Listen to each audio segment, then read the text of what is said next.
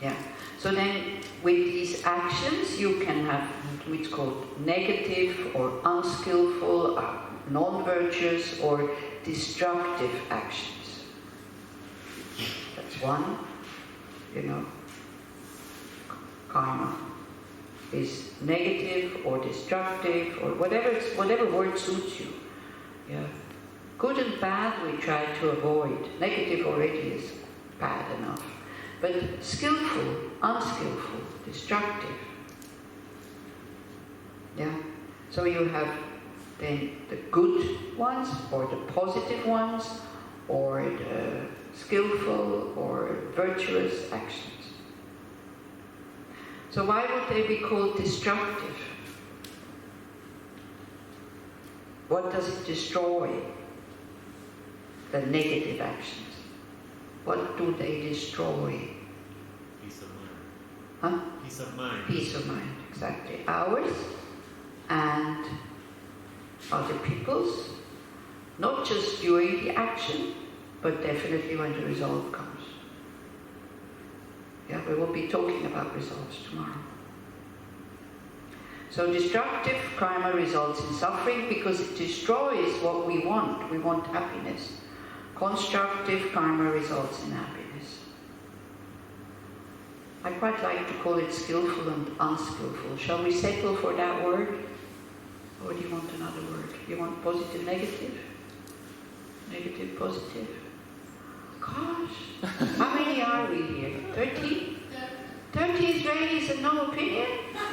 What happened to you overnight? Huh? Skillful. Okay, we settle for skillful. At least one has an opinion here.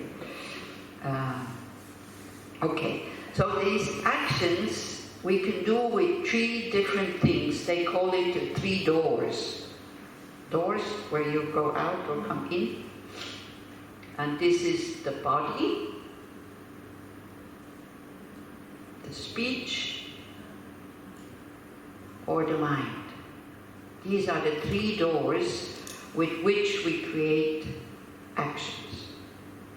So I dropped the word karma, talk about actions. Okay? So then also with the mind, people say, what? Or how can I do actions with my mind? Yeah? How that works, we will look at it. Yeah. So then these actions, they have characteristics, 4 of them. Okay, so you will get quite a lot of lists here. And well, the Christians or the Jews, they believe in God, and the Buddhists believe in lists. So, okay. So first one is, karma is definite. That means a destructive action will result in something that you not necessarily you would choose, suffering. Or an unskillful action, will result in suffering. A skillful action will result in happiness. Same way, a seed from a sweet plant will bring a sweet fruit. You can manipulate it, and you can manipulate your karmic results also. That's what we will be doing, But if you don't manipulate it, and you put the seed into the ground, or it falls on the ground, and the conditions are there for that to ripen, it will ripen the same way where it came from. Do we agree on that? Okay, that's what it means by being definite. Okay? And the skillful action, of course, then will result in happiness. Happiness is not a good word also, because we don't know what is happiness. Yeah. I would say a skillful action will result in absence of suffering. Because we don't need more happiness, we need less suffering. Because happiness is a natural state of mind. That would be our nature, the openness, the open heart, the peace, the freedom to choose what we want to do and not being led by our negative emotions like that. That is happiness in Buddhist terms. Yeah? Happiness when your enemy gets destroyed, that would not be the kind of happiness that we want to attain here. Okay, so karma is definite, and we will go through what is a positive action, what is a skillful action, what is an unskillful action. What you have not created, you cannot experience. That's also one of the characteristics of karmic imprints. If there is no seed, even you put yourself in the conditions to die, you will not die. Probably you will not be able to put yourself into a condition to die. That's how kind of, whatever you have not created, you cannot experience. And this is where then they talk about miracles, when people survive. And when you look at circumstances, why they were not there, I mean, the most amazing one was like when I first came, it was 2000, or maybe it was my second visit, I can't remember. We were in a taxi in Jerusalem, and all of a sudden the taxi driver got really, really nervous because his radio was on. And you remember 2000, there was a lot of bombs in this country, inside the country. You still remember? Yeah, so it was not pleasant. And so he got really nervous and he stopped the car. And so the person who was with me said, "What happened?" He said, the school bus of my girl has just exploded. Has just been blown up. So he phoned home. The girl was not in that bus. She had overslept. And 3 of her friends who came to get her waited for her, and they were not on the bus. So now you can say coincidence. In Buddhist terms, this would be she had not the karmic potential to die on that bus. And now this is where it becomes really difficult and really complex. But she could have the potential to die on another bus. And now is the big question, the who decides? Yeah, this because, if there's a creator, you can say, that is easy. You can say it's the creator. But it's not. Karma is so intricate. Our mind is so clever that it manipulates you into situations where these imprints can ripen, or when it's not there, then you can't go there. Or you're there and it doesn't happen. So can you see now why we cannot really understand how karma works? I mean, we can't even understand how seeds work. Because if you have, how many of you have gardens? This may be a bit difficult. Okay, so maybe you can affirm. If you have seeds from a same plant that you planted and you have it and you let them dry, and you put them in the same ground, give them the same conditions, do they all ripen in the same way? Never. Never, because there's little causes and conditions inside the seed why this one is healthier and this one is not, this one comes up, this one does not. So it's the same for that, for karma also. But there is a cause why this one comes up better than the other, but we can't see it. I think not even scientists would be able to see it. Maybe if you take the whole thing apart, I don't know. But, or at least you would have to be a scientist to be able to say, there's the plant scientist, to be able to say this one comes up better than the other one, even though they come from the same stem. Yeah? You would have to have a lot of knowledge to see why. So this is the Buddha. This is a fully awakened mind who sees why. Okay? So we have karma is definite.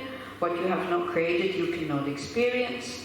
Then another one which is difficult to understand, it increases. So again, we have to look at nature. Because if you have one seed, something easy, a wheat, when you don't know how wheat looks, it has many, many seeds inside. Yeah? One wheat, you put it in the ground. You don't have to wait that long. You wait 1 year, or how long for the wheat? Maybe not even a year, half a year or something. Yeah, depending on the conditions also. It comes up, and it has many, many, many more seeds. Yeah, in that way they say karma increases. So, and what I'm saying here, that goes for skillful karma and it goes for unskillful karma, both. So we should never neglect the small actions, not by not doing them, and we should say, doesn't matter. And we should also never neglect the positive actions that we can do. Yeah? And karma is never lost. unless you do something actively to lose it. So skillful karma loses its potential to create happiness when it is destroyed through anger, they say, especially anger. This is why anger is so harmful.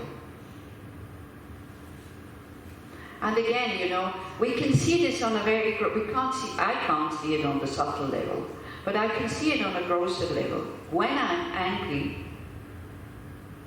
even if I have a lot of positive, even if I have a lot of good conditions out there, I cannot enjoy anything. And for me, happiness is joy. Joy in living, joy in seeing things. I don't need to possess them. Just seeing them, that is for me is happiness. This being alive, being open, being peaceful. But not peaceful like, nothing matters, everything is karma anyway. And, well, you know, everything is permanent. Everything is empty, so nothing is there. You know, that's not a good understanding of the Dharma. But really being able to enjoy every moment of your life. To find something good in everything.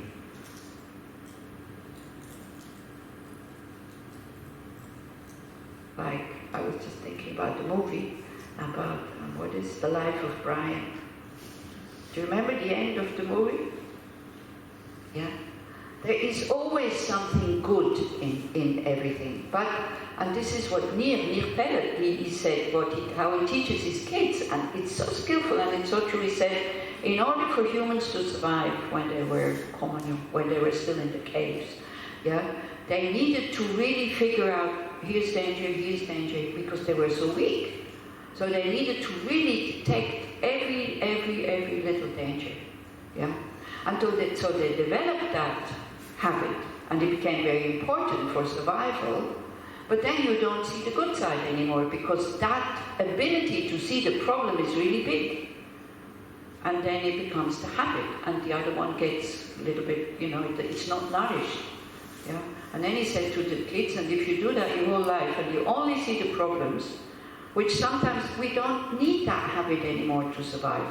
Well, in 2000 you needed it in this country. I'm not denying that. Yeah? But now, I mean, it's like, yeah. And I still remember the first time I met these young Israelis when I was in India, I was surprised in how alert they were. Yeah, like I would come from behind and touch somebody, just, you know, maybe wanting to hug her or something. It was like, pow! I stopped doing that very quickly with Israelis. Because they're so alert. Yeah. But also training. It's like, you know, the situation like Dharamsala, Dalai Lama teaching, many people sitting there, and there was like here, like outside also, when there's no roof.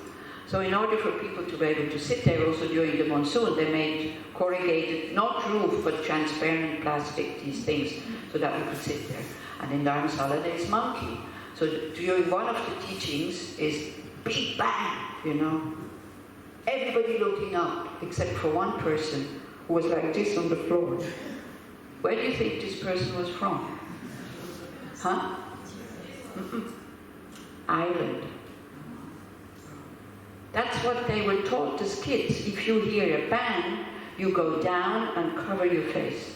You don't look what's going on. And it was Jackie, the one who worked at the office. So he does it automatically. So it's all training. Yeah. So it's all only training. So this is why we need this awareness in order to see what kind of seeds we are planting, and then we have, you know, then when we are aware what is going on in the mind and we're not following habits, then we can, how to say, then we have a choice. Don't think you have, when you hear about karma, people go, oh, there's no choice. But there is a choice. And the more you create or you nourish your choice, the more you will have a choice. Yeah. It's always this big question about free will. Is there total free will? Well, you know, Rinpoche Tulku, he gave an answer which I found very helpful, because we have what is called Buddha nature, because at the bottom we are pure, that can always shine through. It's always there because it's natural, it is always there. Yeah? So if the conditions are such that we are pretty calm and we see with intelligence and openness, then we can give ourselves a choice how to react. But the more tense you are, and the more close you are, and the more tight you are, the less you have a choice. So alertness can be very good, yeah, being awake and being alert, but it can also be kind of exaggerated, and then also only, you know, training alertness in order to see the problems, which can sometimes be necessary so that you don't die. Yeah? But he says to the kids, if you do that your whole life, you die as a very bitter, unhappy person, because all you see is problems. And we have people like that in Switzerland, you know, not just in Israel. They only see the negative things by habit. And you try to tell them that there's something positive in it. Have you ever tried? Have you ever tried? Have you ever, you know, somebody goes on and on and on about them. Have you ever tried to show them the positive side? What happened? They prove to you that it's not true, and then they have to reaffirm their view that everything is really bad and really difficult, because you don't believe them. They don't feel heard. So it's much better to agree with them. Because then they can relax, and then maybe they can see the positive side. As long as you want to prove to them that there's also a positive side, and they're not ready for it because they only see the negative side, you actually force them to look better at the negative side so that they can convince you that there is no positive side. So they get more and more tense. So much better to say, yeah, it's difficult. Or not say anything, just to listen. That's a very good way also. You know, if you start to get upset about these people who are always pointing out the negative side and all this, just listen to them. Don't answer. You don't need to answer, just listen. Very quickly they will stop. Because there's no interest anymore. Yeah? But it's difficult, isn't it? It's difficult. Okay, so we have these four characteristics of karma. Yeah? Karma is definite, meaning skillful karma will, at one point, will bring some happiness. Unskillful karma will bring suffering, or like results that you wouldn't like. Then what you have not created, you cannot experience. So hope and fear is very much part of our life. Yeah. So I don't want to say that you should not have hopes, because otherwise it really becomes hopeless, and that's not what we want. Because you have the T-shirt with the hope, never give up hope. Not here. Huh? Nick has all these very nice T-shirts, quotes from the Dalai Lama. Which one you have today? Just this one. It's only the knot. Do you know what it represents? He has that internal knot. But you have parts missing there. Oh, that must have been a Kashmiri who sold it to you. It should be connected everywhere. It should be closed everywhere. That's why it's called the eternal knot. I'll switch it now when I go. You go, if you go and tell the person, so hey, this is not correct. It represents the mind of the Buddha. Like it's intertwined, it knows everything, and it's, you know, it has no beginning, no end. And this is why yours has ends and beginnings there. It has flaws. Yeah. But when you see the eight auspicious signs, this is what represents the mind of the Buddha. So what we have not created, we cannot experience. So hopes and fears, we have to be careful with these hopes and fears. Because in hope, there's a lot of expectation that it will happen. And we think, if it doesn't happen, total disaster. And with the fears, we have some kind of strange, I don't know, belief maybe, that if we are afraid of it, it will not happen. You know, we can kind of keep it away or something. So your fears will not keep away the negative, the suffering, negative things, and your hopes will not bring the good things. But if your hope makes you create the causes and the conditions, if your hope makes you understand, yes, I could get that, but I need to create the causes and conditions, then it's very good. But if you think hope alone is going to change something, it's not going to work. Yeah? And the fear also, the fear is good. The fear can be used to see, okay, what can I do in order for this not to happen? And then when we see that there's nothing I can do, I have no control over other people, over the environment, over this and that, then we can give up the fear. Because we start to accept. And maybe we start to prepare for death, for example. Fear of death is very, very, very useful. But only if it leads you one step further to check. For example, how do I want to die? How do I not want to die? You check it out. And then you use your intelligence, you go, okay, can I prevent this? No? Okay, then no need to be afraid of it. And you start to prepare. I could die in a fire. Yeah? So when it comes like this, it's not so bad. There's this very nice story about a woman when she was asked, as she was on the point of dying, and she was asked, what is it that you regret the most? And she said, I really regret having had so many fears, which were totally useless. Because she said, when the situation comes, the fear goes, because you need to react. Whereas, with the fear of the situation is not even here yet, but you are living in that fear and you're totally blocked. And why are you blocked? Because you can't do anything, because the situation is not here yet. And you get more and more afraid, because you can't act in the situation. Yeah, it was very, very profound what she said. Yeah. So then it's for us to check when we are afraid. Good, fear is necessary, okay, because otherwise you do all kinds of stupid things. So, so when the fears come, we check, okay, can I do something about it? Then the fear will help you to change something. If you can't, then accept. How can we accept? What makes it easier for us to accept difficult things? It's many things. What do you think? One way is to look at it as an opportunity. Looking at The difficulty as an opportunity. difficulties or opportunities, yeah, for example, to see, oh, what can I learn from this? Yeah, is it just a problem, or is it an opportunity to grow? Because once you kind of, this is from Antonio, it's so nice, he says, behind every negative emotion is a positive one. So I'm not saying fear is a negative emotion. Fear is neither negative nor positive. Depends how you use it. So, because behind fear, when you transcend your fear, is courage.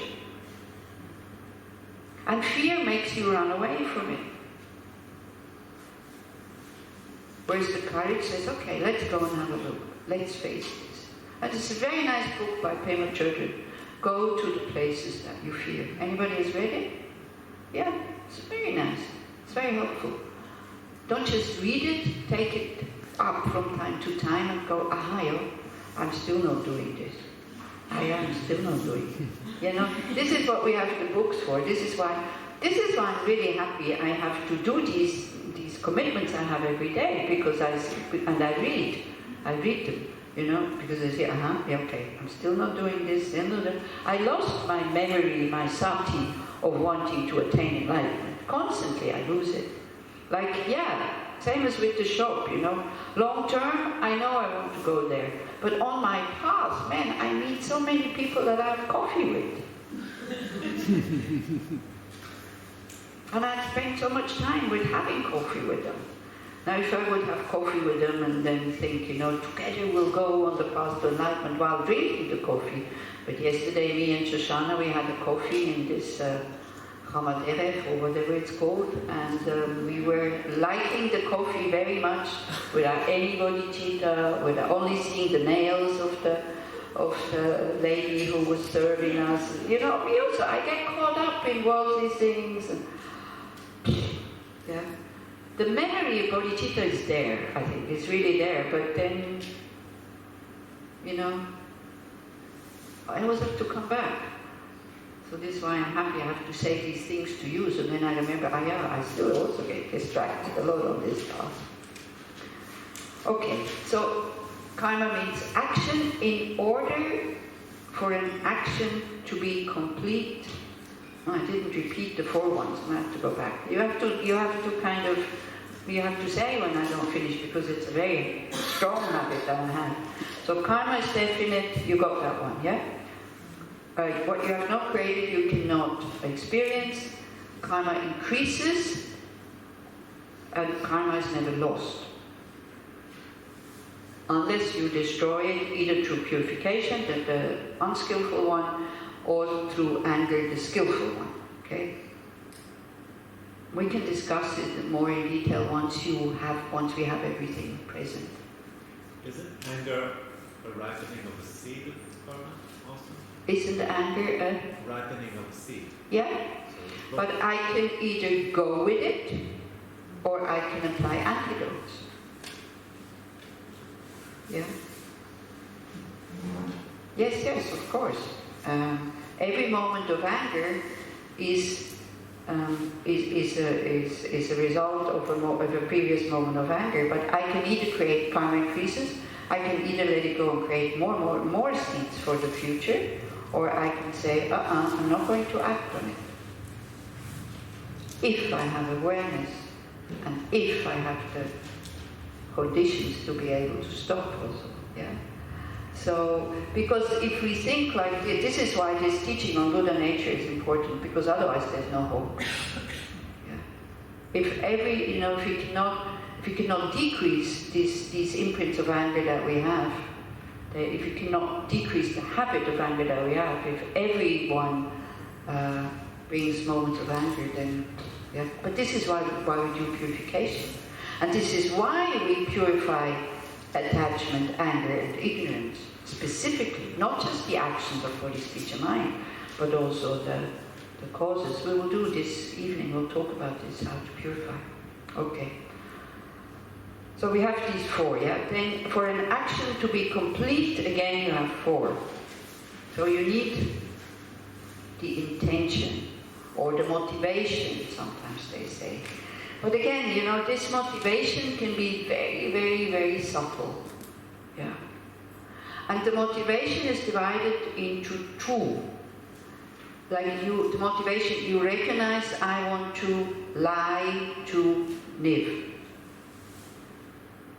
That's not working with the line. But I want to kill Niv. So if I have, something, a laser pistol or something, does that kill? I don't know. And I'm not very good at shooting, and I get yanai, I don't get a fully fledged action of killing, because it's the wrong object. This also is very difficult for us to understand. You get the karma of killing, it's not that you don't get anything, but you don't get the full action which will throw you into another rebirth. Yeah. Because one factor is missing in the intention. It's only half of the intention to kill, but with the killing you need to know what you want to kill for it to become really strong potential that will bring very big results. So with the motivation or the intention is you identify the object, and then you have the accompanying negative emotion that goes with it. In the case of killing, I would say it's either attachment. If it's killing for meat, you kill because you want to eat that meat, or most of the time it's aversion, anger, aggression that we kill. Okay? So the intention. So again, it's not a very conscious, it doesn't have to be a very conscious intention. It's something that, it's that mental factor of volition that we carry with us. Yeah? Like you can,